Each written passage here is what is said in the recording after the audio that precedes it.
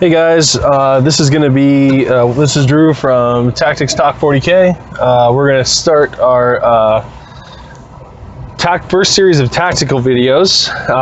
This one I want to start talking about my favorite army. My favorite army overall is Eldar. That is Eldar, pretty much anything Eldar. So, but my all-time favorite type of Eldar would have to be Harlequins. I like Dark Eldar, I like Craft World Eldar, but Harlequins to me, they're my favorite by far. I like their fluff, I like the way they play, I like how they're all ninja assassin clowns. It's just, they speak to me in such a way that gets me excited about fielding them. In this video, I'm primarily going to focus on the troops. And I'm going to go into great detail about the troops. I'm going to probably do a series of videos where I'm going to try and cover each section of the book in a separate video. And I'm going to go into depth just so if you're learning how to play Harlequins, you will hopefully learn something from this video and be able to apply it with your own tactics. So, first, before we get started, I want to say this about the Harlequin Codex. The Harlequin Codex, I really enjoy. I was waiting for a long time for a Harlequin Codex, so I'm very happy that there is one currently now. I think the Harlequin Codex overall is a very good book, but it has a lot of problems. And maybe not, the problems it hasn't to do with the models. It has to do with the limitations. The book on its own has a hard time standing up against many armies. And the reason for this is because, well, there's just so limited, there's so few options in it. There's just not enough in that book to deal with pretty much everything. So your bit list ends up being fairly imbalanced. Now, luckily, there's lots of ways to ally in different factors, like other Eldar, like Dark Eldar and Crafter Eldar, and when you ally them in, you end up with something that's very powerful. But I'm going to be talking about the Harlequins from the perspective of just using them by themselves, at least in this video. I'm going to probably talk about combinations with allies when I talk about Eldar and Dark Eldar, primarily Dark Eldar, because I feel that they fit with Dark Eldar much better than Eldar. Eldar kind of strong enough on their own, and Harlequins are almost attacks for them. I'm not trying to hit on you if you're taking Eldar or Harlequins with your regular Craft World Eldar. If you are, that's fantastic. I'm not saying they're not good. I'm just saying that the Craft World Eldar are extremely balanced and don't need the Harlequin support like the Dark Eldar do. We're going to start off by talking about the troops. If you don't know what they do or their stat line, I'll try and go over it right now. I don't know. I'm just going off the top of my head numbers. The basic Harlequin is weapon skill 5, ballistic skill 4, strength 3, toughness 3, with I believe it's 2 attacks, initiative 6, and I think leadership 9. And it has a 5-up invulnerable save with its hollow suit. So it's a fairly good stat line, and each Harlequin costs about 15 points, naked anyway.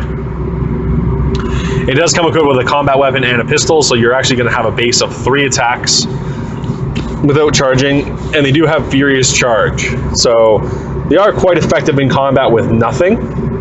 However, 15 points for a 5-up invulnerable save that has no AP and is only strength 4 is it's not going to kill as much as you'd hope. Especially if you're playing against lots of power armor, weakly armored models like other Eldar, for example. Yes, they're going to do fine against them. Imperial Guard, I think with a 5-up save or worse, they're going to do fine against. That's toughness 3 as well. Once you start coming into contact with things that are toughness 4, with a good save, like Necrons and Space Marines, for example, you're going to have a lot of trouble taking out those units without taking upgrades. And they have lots of upgrades, but I think all of them have a purpose for the Harlequin army. But for me, I personally like the the impact hits weapon. I can't remember the name of it off the top of my head, but it does what it does is it's the Harlequin gets D3 strength 3 impact hits. And I'll give you the reasons why I think that weapon is the best. Mainly because the Harlequin, the reason why I think it's the best is because you're taking a lot of the dice luck out of the game with this weapon. And since like you can only take maybe a power sword on the Troop Master, you're not really looking to charge something like Terminators with them. You're not going to use these guys to charge the heavy armored models. So what I would use the Harlequin troops for primarily is to kill either one of two things, either big blobs of weak guys or things with low armor saves. Because the impact hits are at strength 6 and they automatically hit, you only need to roll the wound. Yes, it's random how many you get, but typically you're taking them in squads of 5 or 6, you're putting them in a Starweaver, and they're going to get out, they're going to make the charge most of the time because they can run and then charge. And then you're going to get at least 3 or 4 of them in base contact. Typically 4. 4 of them is pretty much normal. You don't normally get less than that. So if you think about 4d3 strength 6 impact hits, that's a lot of hits. That's 8 hits on average. And if it's toughness 4, you're wounding on 2s. And if it's toughness 3, then you're instant killing those things. I mean, that's a lot of wounds. I mean, and that's before you get to attack. That's happening at initiative 10. And there's nothing that your opponent can really do against that. There's nothing your opponent can really do besides take their save. So if you're playing against, like, let's say, a high toughness mod unit, let's say like the Wraith Guard, for example. Hopefully not the ones with the flamers, because you probably didn't make it from all the D size firing at you. But the Wraith Guard are toughness 6. Yes, they have a 3-up save, but this is still going to be a fairly effective way to deal with them. Because you're going to inflict probably, 8 hits, and you're going to probably inflict, 4 or 5 wounds from that. They're probably going to lose 1 Wraith Guard just from the impact hits before your attacks are even swung at. Then you're going to attack with, each of them's going to have, 4 attacks on the charge at strength 4. So you're hitting on 3s because you're higher weapon skill. So you're going to do quite a few hits. You're probably going to do only a few wounds because you're only going to be wounding on 6s. You're going to kill probably one, maybe 1 more, maybe 2. So on a unit of 3, you've probably just done enough. You probably killed 3 of them at this point, typically. 2 to 3. So that means there's 3 of them left.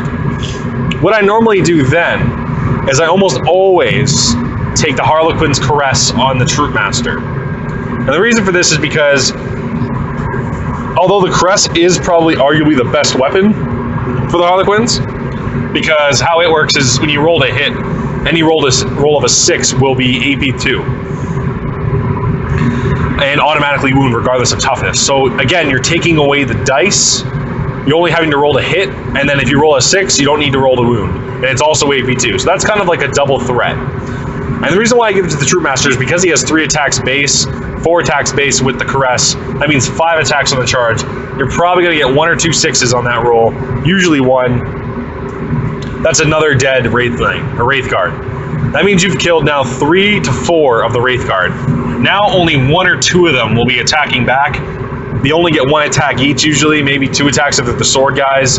They're probably only going to hit 1 or 2 times. Then they still need to roll the wound. You might only get 1 wound through, maybe 2, and then you might pass 1. You might lose 1 to 2 Harlequins, 2 at being the worst case scenario. Then you've won that combat. They're going to be fearless. They don't care. They're going to stick around. Next turn, at the end of that next assault phase, you're going to fight. The Caress may get another 6. You might even kill the rest. That might kill the rest of the unit, which is perfect because now it's your turn. You can move on and shoot and charge the next target. On the flip side, if you don't kill them all, you can then proceed to hit and run because they're initiative 6. You're going to most likely get out of there.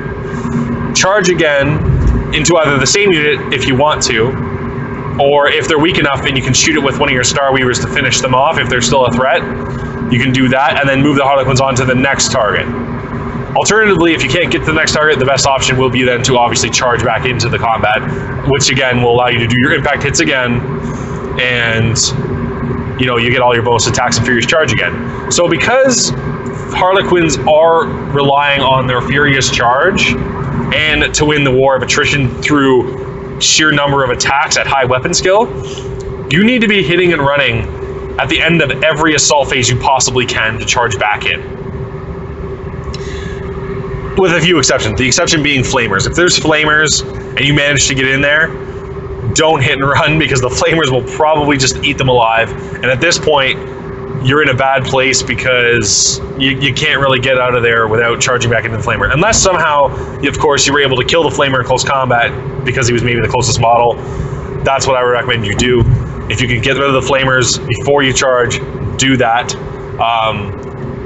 Because even like 2 flamers doing you could lose 3 Harlequins charging into 2 flamers, and that's bad. That's a lot of points to sacrifice, especially when you consider the fact that they're 15 points base, plus you're paying 5 points for the impact hits, and maybe even 8 points for a caress. That's a lot of points. That means you're paying 20 points per Harlequin. You can't lose 3 of them charging. That's too many points.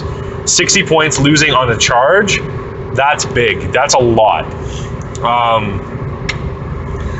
This is why you need to be very, very careful. This is why Harlequins are, in my opinion, one of the hardest armies to play in 40k, if not the hardest. With the exception being, with the contender being Dark Eldar. Dark Eldar and Harlequins are very difficult to play. Very difficult to play. Anyone who says that they're not clearly is playing against people who are either not very skilled. I'm not saying that you're not a skilled player. I'm saying that maybe the Dark Eldar player is a very skilled player, and maybe who he's playing against is not so much skilled, or doesn't know what the Dark Eldar are doing, doesn't know how to exploit the Eldar's weaknesses. Because the Eldar's weaknesses are very easy to exploit, and so are the Harlequins. The Harlequins will lose to things like Bolter Fire. Bolter Fire they can't take. They cannot take Bolter Fire. If you get a round of Bolter Fire into your unit of 6 Harlequins, you're pretty much losing 4 Harlequins. Like, it's not good. Like, you're basically just lost the whole unit. So you're looking to get all of your Harlequins into close combat. You might lose 1 unit. That's typical. Like, you're probably going to lose a unit getting into combat, and that's kind of normal. But you need to be very, very careful and time your charges and plan accordingly.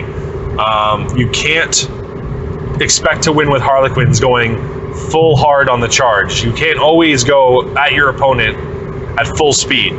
If you go at your opponent, I'm not saying don't get closer in range to charge. I'm saying be aware of where his rapid fire range is. Find out where the death zone is. So if the death zone for you, if you're playing against Space Marines, for example, the 12-inch line is pretty much the dead zone. If you're in the dead zone, if once you get to the 12-inch line, if you're not making that charge, you're dead. Like, it's over for your unit.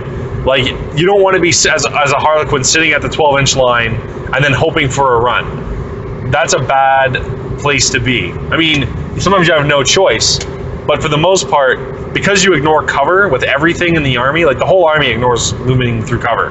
So you're always getting your full movement. So therefore, pre-measuring is very important. Typically, I like to rely on about a 3-inch run.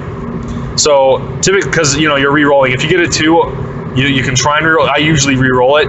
If it's a 1 or a 2, I re-roll it. If it's 3, I just keep it. 3, I am happy with, because 3 with your run move is half. You're getting basically, just 1 under half of your distance. That's basically half of a movement phase, if you think about it. So you can't, obviously if you need farther, then obviously re-roll it to try and get farther. I'm not saying, always stick with 3 if, it's not needed. I'll sometimes, to maximize impact hits with my impact weapons, sometimes if I roll a 3, and that might only let, I need to get them closer still, I'll still roll, but I know I'll still make the charge. Even if I rolled a 1, for example, I'll re-roll it, because effectively, I want to get as many of them wrapped around the unit as possible. So, for example, if I'm 4 inches away from my target, I know I'm going to make the charge because I get to re-roll the charge distance. The odds of me not making that 4-inch charge are extremely low. Even if I lose 1 or 2 from Overwatch, I'm still probably going to make it. So when I roll that dice, and I roll a 1 inch doesn't really, or a 3, 3 inches may not get all my Harlequins in position to maximize my impact hits. So because of that, I'm opt to roll it again to maybe, I've even had it so I've wrapped my Harlequins all the way around my opponent's unit. So when I charge, all of them just kind of collapse, and every one of them get an impact hit. And when you have like a unit of 6, I've rolled like 15 impact hits, and it's deadly. It's extremely deadly. 15 impact hits at strength 6 that are automatically hitting, all of a sudden, like, you're taking out all kinds of stuff. Like, insane amounts of stuff. I've even had it work for me in the fact of taking out dreadnoughts. Like, I've had it so I've wrapped around a dreadnought charged, and 3 of them hit the back armor or 2 of them hit the back armor, I believe, and the rest hit the front, and 4 of the others hit the front, and it was enough to just glance it to death. The back 2, I think I got 2 pens, and then the rest I think I only rolled 1 6 for the rest of them, but still, just by that, I just basically wrecked the dreadnought. Just because of good positioning with my Harlequins. So that's what I mean about when you see that dice roll for your run, be very aware that if you're playing with the impact hit method, you want to make sure you get them wrapped around your opponent as best as you can. Another good thing to mention is if you're playing with caresses, they give you a bit more freedom. Now, a caress is 3 more points than the impact hit weapon. I can't remember what the name of them are. I can't remember the name. But you know, the caress is the one we're talking about. The one that when you roll to hit, you are AP2 when you roll a 6 and you automatically wound. That one is fantastic because of a couple of reasons. It's a good way to deal with things like Wraith Knights and things like that. It's one of the better ways too. But the only problem is if you rely on that method, you better hope it dies, otherwise that whole unit of Harlequins is dead. And if you think about how many points a unit of 6 Harlequins with a bunch of caresses are, you're pretty damn close to the same cost of that Wraith Knight, which is actually really sad. But it's the reality of it. Like, it's the way it is. You can't expect the points are going to be fair. Like, the Wraith Knight's extremely undercosted, and I think Harlequins are still a little bit expensive. I know they got cheaper, and I know it's like a big bold statement to say I think they're a little expensive, but when Harlequin Kiss went from being 3 points, and the models went down from being 18 to 15 points.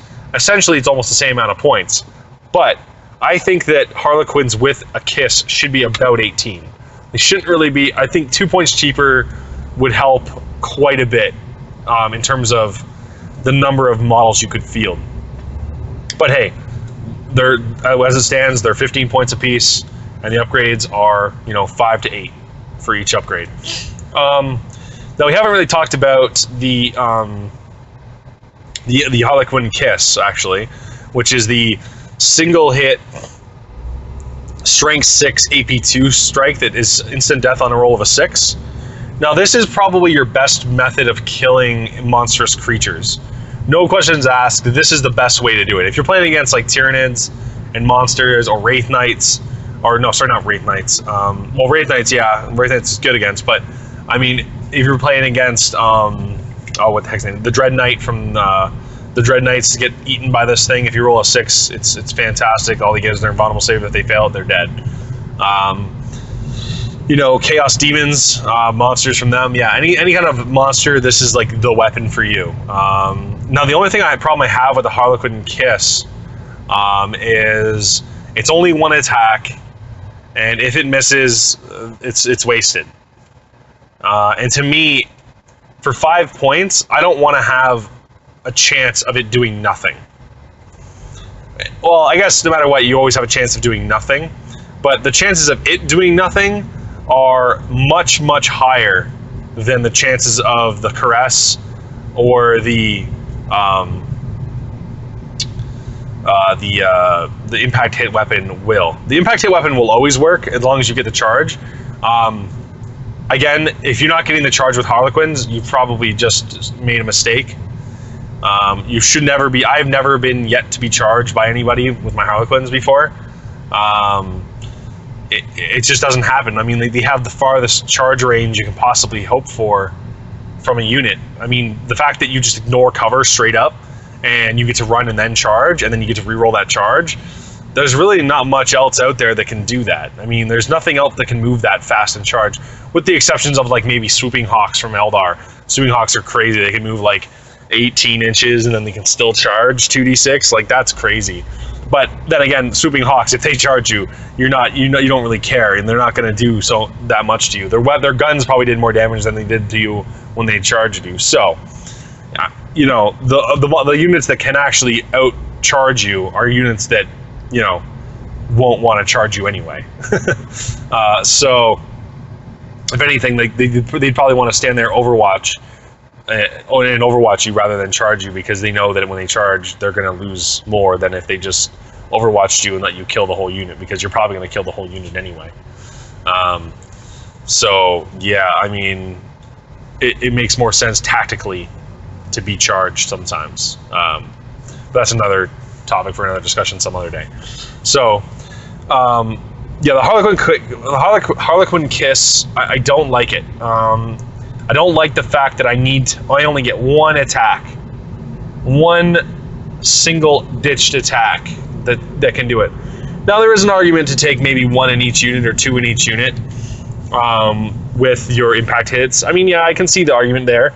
For me, though, I would much rather my Harlequins be used for what I just explained. I like to use them for killing the mass units of infantry, killing the light vehicles, you know, clearing away on the path for my jet bikes and stuff like that.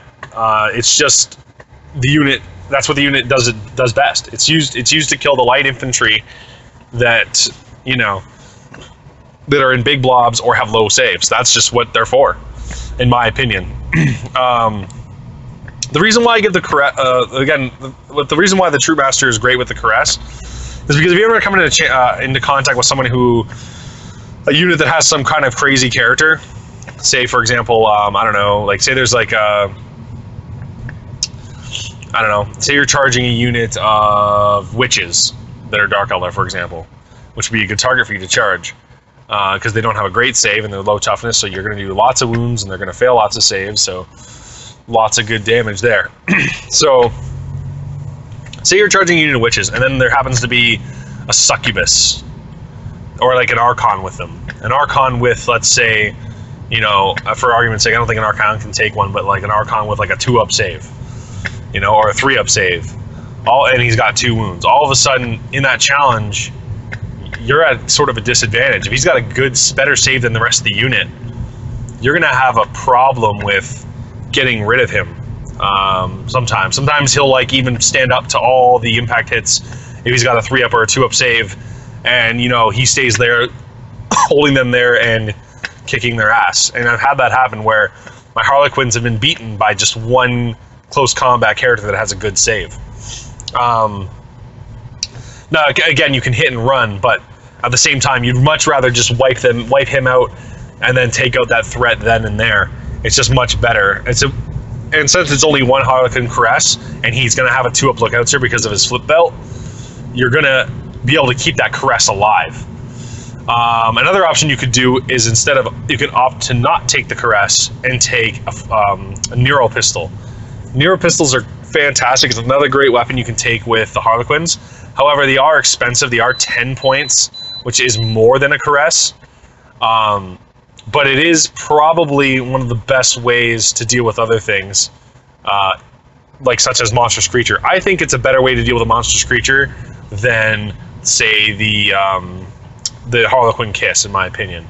I know that's more points than the Harlequin Kiss, but if I'm going to be if you want your Harlequins to kind of go after Monstrous Creatures or Wraith Knights, the Nero pistols are probably your best bet. The reason being is they're Strength 1, AP 2, Fleshbane, which Fleshbane works on Monstrous Creatures and Gargantuan creatures, which is fantastic because all of a sudden he's getting no armor save and you're wounding him on a 2. That is what you want. That is what you want for killing a gargantuan creature. That is how you deal with it with the Harlequins, in my opinion. So what I sometimes will do, if I have the points, is I take, if I know I'm going to be playing against, let's say, you know, a Wraith Knight meta where I'm going in and I'm playing against Eldar, or I'm going into a tournament, let's say, and for sure there's going to be Wraith Knights. For sure at some point or another there's going to be someone who has a Wraith Knight. Most likely. Or some other monstrous creature type of model that sucks to fight. The Nero pistols are great. You can take them in a couple different ways. There's two different kind of ways I've used them. You can kind of go the Hail Mary. The Hail Mary is you take 6 Nero pistols in a Starweaver, and you just start doing drive-bys with your Starweavers. This is a good way to do. This is a good way to deal with it, or deal with gargantuan creatures and monstrous creatures.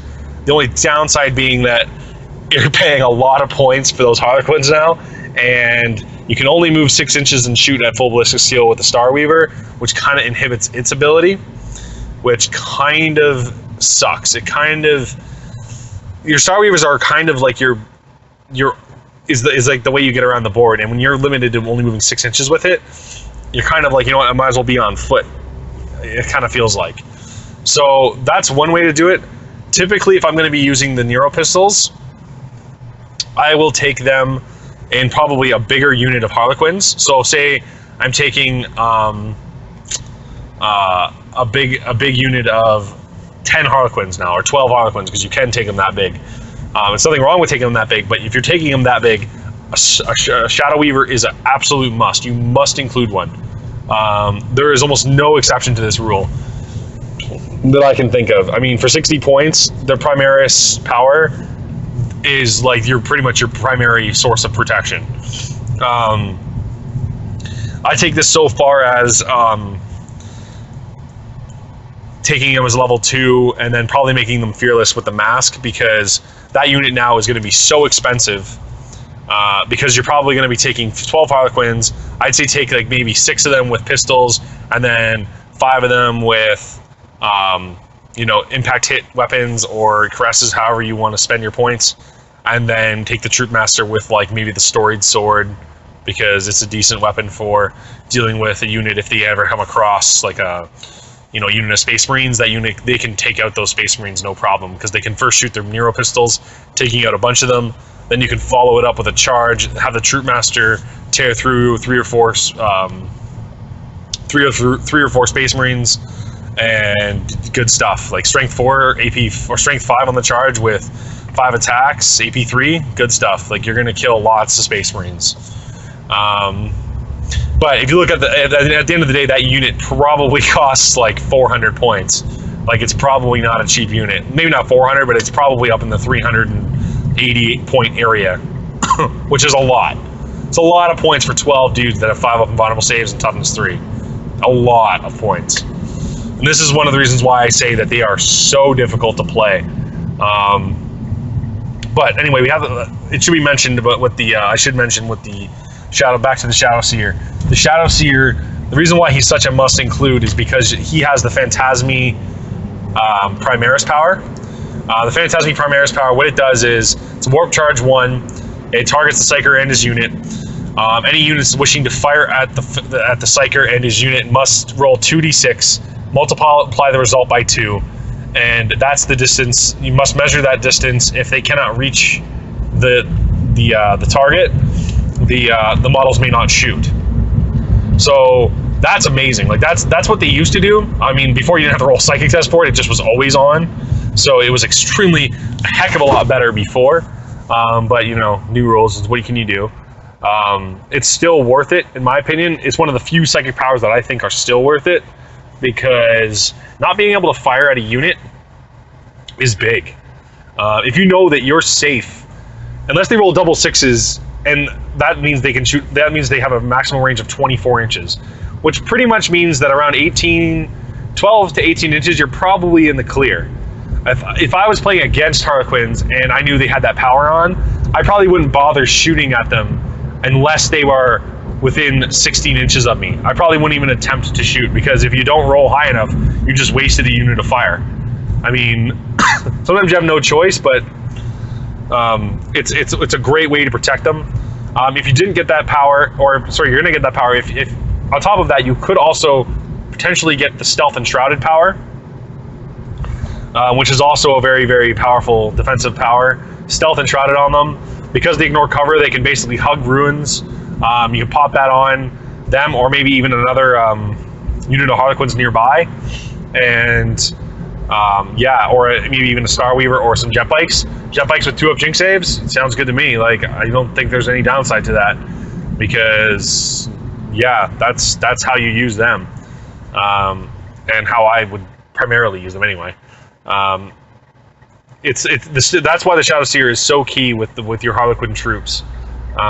He is pretty much almost needed every time. Luckily, you can take up to 7 elites, so there should be no problems with you fitting in enough Shadowseers to fulfill your needs with the army. Alternatively, you could take what do you call it? If you're taking Shadowseers in Wave Serpents, alternatively, you probably won't need to. I would much rather have 6 Harlequins in a Starweaver than 5 plus a Shadowseer. If you start doing that, yes, you're going to have more psychic dice, and yes, it's going to be good in situations where the Shadowseer or the transport dies and you have no choice but to cast your power, and your psychic power is your only source of defense. To be honest, though, since you can't cast blessings from inside the vehicle, it makes it very difficult. It makes it almost pointless. You're paying points for something that may never come into effect. And like, for example, if you get the other blessing power, you may never even get a chance to use it. Like, you may never even get a chance to put this on when it's going to matter.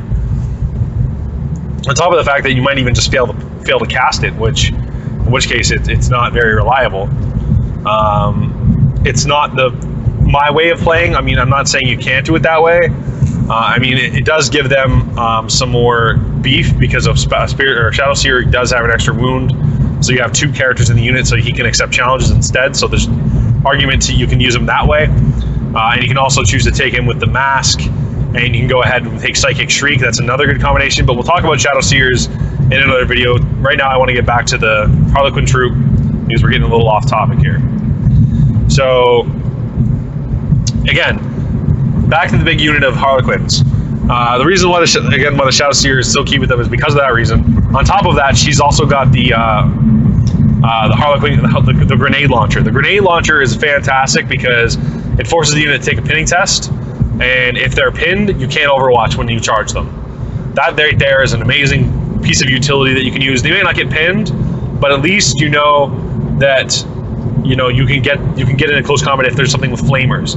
So this is what I would use. One of the ways to get around flamers, like if there's a big unit of a couple of units of flamers, perfect way to get around it. Again, hopefully you're not playing against Eldar with the Wraith Guard that have D-sides, because they can't be pinned because they're fearless. So yeah, it sucks, but shoot them. Don't charge them. Don't get close to them. Just stay away and shoot them. So yeah, that's why the Shadowseer is so important.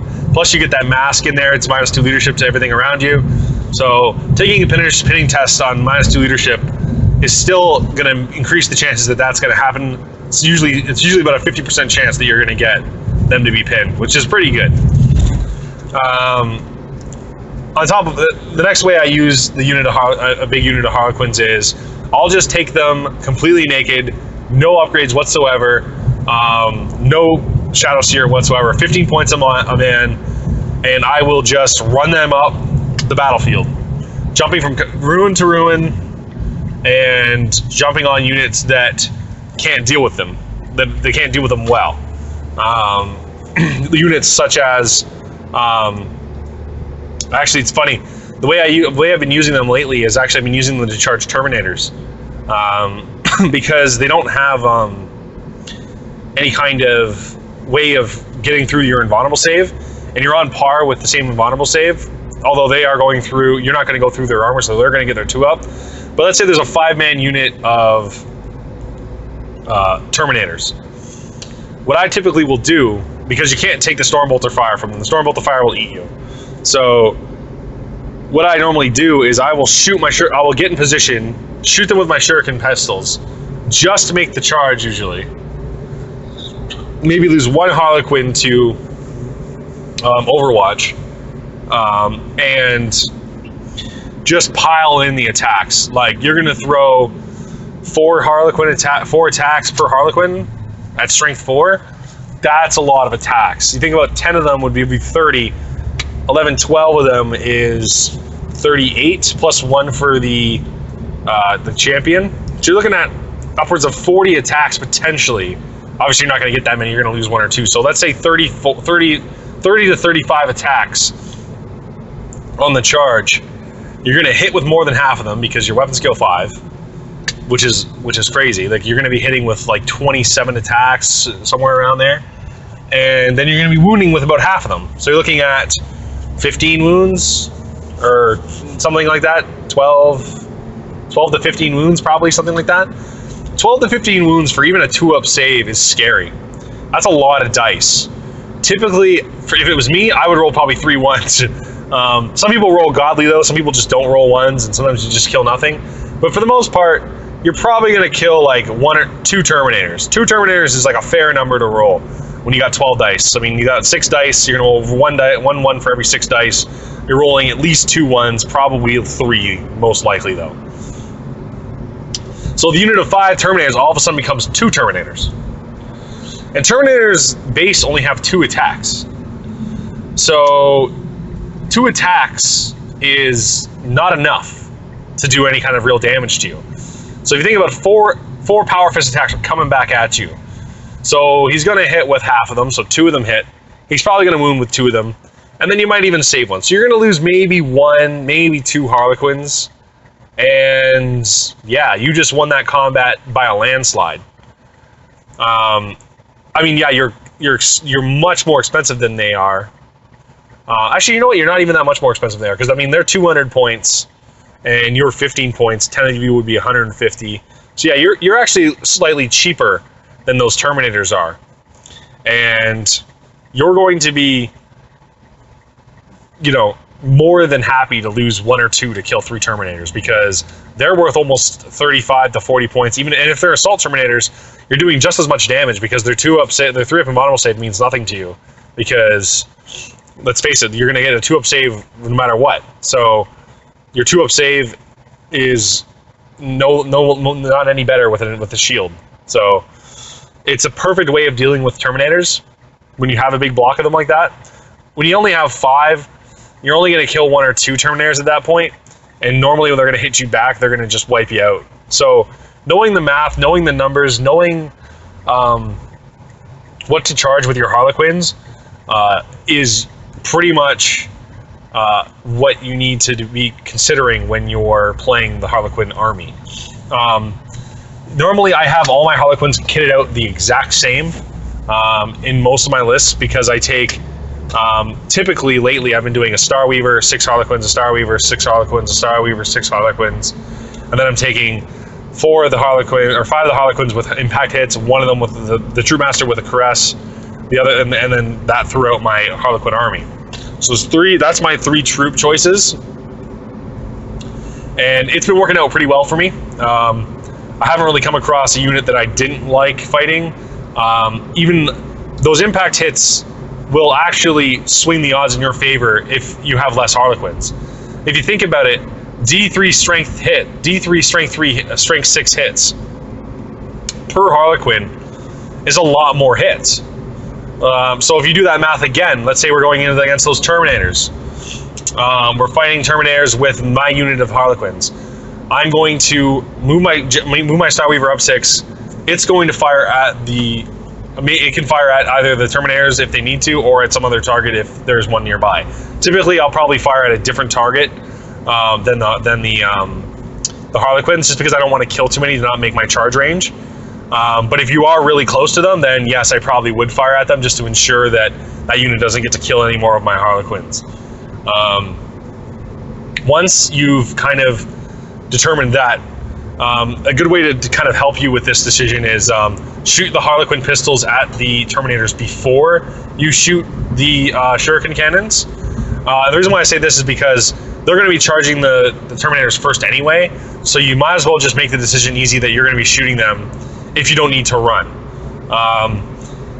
If it's a decision between running and shooting, if you don't think you're going to get if you think you're going to get more impacts for running, I opt to run every time. I would opt to run, and the reason being is you want those impact hits to hit. You want as many of them as possible. You want to get it, if not all of them, most of them. Like, you should get at least a unit of 6. You should be able to get all of them in. There's no reason why you should not be able to get all of them in. Another reason why I take the Caress, and this is a good time to mention why I take a Caress on the Troopmaster, is because I always keep the Troopmaster in the back. So he doesn't need to get in base contact to fight, or because he doesn't need to get in base contact because he doesn't need to do any impact hits. So he's going to be in the back, chilling out with his Caress and his book, because he's reading his book when he's caressing and stuff. I don't know. I'm getting off topic.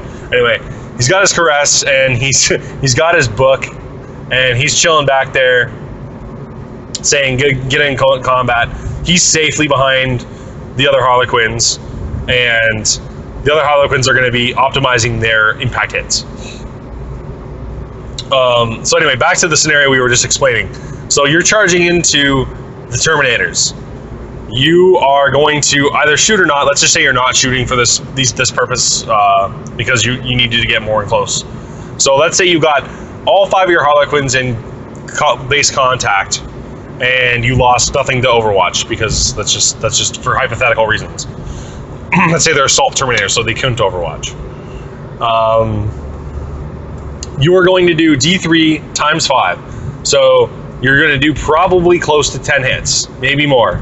But anywhere from 10, probably let's just say 10 hits, because that's probably the statistical average. So 10 hits, they're all wounding on 2s. That means you're probably doing 8 or 9 wounds. They're going to probably fail 1 save, maybe 2. So you've taken out 1 of those 5 Terminators, maybe 2 of those Terminators. Then you're going with all of your regular attacks. Well, the Caress is going to go next with its 5 attacks. You're probably going to roll 1 6. You're probably going to kill 1 Terminator. So now you've killed 2 to 3 Terminators. Then all your other Harlequins go. So they're going to be getting 4 attacks each. That's 4, 8, 16, 17, 18, 20 attacks. So you're going to be hitting with 18 attacks, wounding with, let's say, 7 or 8. You're going to kill another Terminator. So now this is all average. This is like provided like your opponent doesn't roll God rolls and whatever, and you roll average and everything. But statistically, this is a good plan so far, because already you've killed 3 to 4 of the Terminators, and he hasn't even got a chance to attack back yet. So all of a sudden, the odds are swung in your favor. This unit of Harlequins that's only 6 big did the exact same thing as the unit of Harlequins that was twice the size. And this is why transports are so important, because they keep your Harlequins protected. They keep them alive for long enough that they can get into position and do what they need to do. This is true with all armies, but with the Harlequins, in my opinion, it's just something you must do. If you're planning on playing Harlequins on foot, I'm not trying to bash you. I'm not saying it's impossible. If you're doing so, take Shadowseers, and you'll be all right, for the most part. I'm going to talk about the foot side in a minute, but I want to finish up with the Starweaver. The Starweaver is a fantastic transport. There's almost nothing better that I can think of that's an assault vehicle. It's the perfect thing for Harlequins, really, because it's transport capacity 6, so it's bigger than a Venom. It's got a 5-up invulnerable save all the time, so therefore you don't always need a Jink. And sometimes you don't have the option to Jink if you got hit with a blast weapon, so always having that 5-up invulnerable save is very nice. It's much better than I think than having the Jink save increased, but if you're getting shot with stuff, you still may need to opt to Jink occasionally. It's got the Mirage launchers, so the Mirage launchers are going to pop pretty much right away the first time you get fired at, because, well, the first turn it gets fired at, you might as well pop it when it gets fired at, because if a blast hits it in the future, you might not be able to get a chance, you might not get the opportunity to use your Mirage launcher or Jink. So I say pop your Mirage launcher, the minute the thing gets fired at, pretty much almost always, unless, you know, it's maybe just a couple shots of bolter fire, like maybe it's a drop pod shooting at you, then maybe just, you know, just let him shoot you, because I mean he needs 4s to hit or 3s to hit and 6s to do anything, and then you still got to save. Odds of him rolling 2 6s are pretty darn low, and he still needs to hit. So at that point, I probably wouldn't jink and just let him shoot and just take the 5-up unbottomable save and save your barrage launcher for later. You got to be careful about people baiting the jink, because people will always try and bait out your jinks. And since when you jink, you lose your full ballistic skill, and it tremendously hurts your firepower. You don't want to be jinking all the time. You know, in 6th edition, it was much easier. You jinked all the time. It was just, you just got a jink save. There was no jink declaration. It was just you jink. Now you need to be very careful about when you jink. But at the same time, you also got to keep in mind, these Harlequins need to make it. The Harlequins are the expensive part of this army. That unit is roughly just under 200 points. So it's not much cheaper than... that's 140 points, something like that. It's 100 and something like that. It's 20 points of Harlequin, 2, 4, 6, 8, 10 for the regular guys. So 100 points for the regular guys. Can't remember how many points the Troop Master is on his own. I'm sorry. I think with the Caress, he's probably like 35 points. So it's 135 points for the Harlequins. So the Harlequins are much more valuable to you than the actual transport. The transport's about 70 points. So it's only about half the points as the guys inside. So you got to be very careful about when you jink and when you don't jink, because they have to make it. Like, if they don't make it, you'll lose the game. I mean, it's your only thing you have is close combat. You have decent shooting, but you're not going to win the game by shooting at them the whole game. You're not going to win. Harlequins are not an army where you can just sit back and shoot and then you're going to be successful. You're going to have problems. So I know this is a lot of information. I'm trying to pack it all into one video, but this is why I started this channel, is because I think it needs to be talked about. This needs to be talked about in depth, because not many people analyze the game properly. And I wanted to see, a lot of people ask me these questions, like what upgrades to take. You know, and this is what I want to give back to the community. I want to basically give back my information, my decisioning on why I take weapons, why to take upgrades, how to kit out units, how to use units with upgrades. It's just not, there's not enough of that online that I can find anywhere. Usually when you hear about tactics, it's so dry, where it's like, oh yeah, this is a melt-a-gun, it hurts armor. Okay, yeah, it hurts armor, but how are you going to apply that in the game? Like, no one really talks about that. So, the last thing I think we have to talk about is the Infernal Pistol. The Infernal Pistol is there. You could take it. I've never taken them. And I haven't taken them since, 5th edition Eldar Harlequins. And that was only because they had them modeled on them, and I just ended up doing it because, well, tournaments and stuff needed to be WYSIWYG, so you needed to take Infernal Pistols on your Harlequins, unless you cut them off, which I didn't do, so I made them work. But the way I used them back then is probably the way I would use them now. The Infernal Pistols, they're all right. They're only 6-inch range, so getting within melter range is almost impossible. If you're within melter range, then you're definitely within charge range. So it's kind of like a double-bladed sword, really, the melter pistol, because if you hit and you pen the vehicle with it and the vehicle explodes, those strength 4 hits hurt your Harlequins, because you're within 3 inches of melter range now, or even 6 inches. Even 6 inches, you could still get hit, because effectively you're going to be charging whatever you're shooting at. So the Infernal Pistol doesn't really fit with them. I know that they gave it to them because they've always had them, but it's kind of, in my opinion, sort of a trap, especially since the fact that the points of them are, 15 points a pistol. That's crazy. That's expensive. I mean, I could see someone taking these if they were maybe 10 points, and even then, I still don't think anyone would. I don't think I would ever take them, even at 10 points, because it's like a double-bladed sword. You're going to be going after vehicles with your Harlequins. Okay, well, I'd much rather just give my Troop Master a Haywire Grenade for 5 points, and then take, a couple Harlequin kisses on the rest of the unit, and that way I have some strength 6 hits that can hit the rear, that are AP2. and that would usually just glance it enough to take it out. Hopefully the back armor is 10, and my regular Harlequins with Furious Charge can be strength 4 and glance on 6s. And that's really what you want to do. The key is to not explode vehicles with Harlequins. You want them to just wreck. You want them to just kind of not explode, just fall over and die. And because Haywire is pretty much the main way of doing that, that's what you kind of want to use as your tool to get rid of it. And Haywire is, in my opinion, still the best way to deal with vehicles in this edition, for sure. The fact that you just heard everything on a 2, even, you know, super heavies now, that's crazy. Super heavies do not get any protection against Haywire. I didn't know this actually until fairly recently, actually, because nowhere in the main rulebook does it say that Haywire is diminished by a super heavy.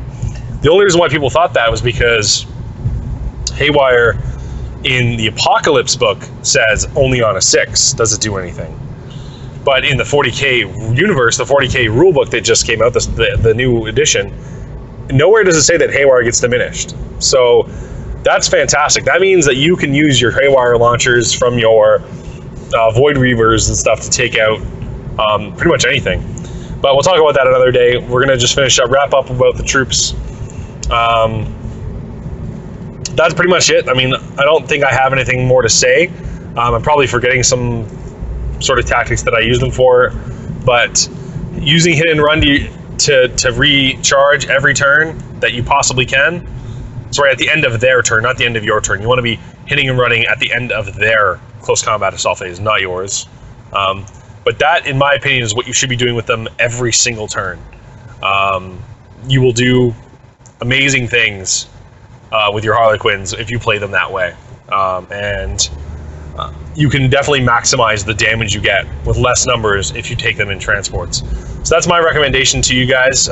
Take Starweavers, take them in squads of 6. Try out the impact hits. If you don't like them, you know what? You don't normally need to model the model with the actual weapon. Do some experimentation. You know what? If you've never played Harlequins, take a couple units with a couple different upgrades and see which one works best for you. But for me, the impact hits are king. And that's just because of the way that I build the rest of the Harlequins, which we'll be talking about in another video. The next video I want to talk about the jet bikes. So stay tuned for that. Thanks for listening, guys. I'm just about home now, so thanks for listening. Please leave a comment below, and if you want to hear anything more about the troops, and have a good one.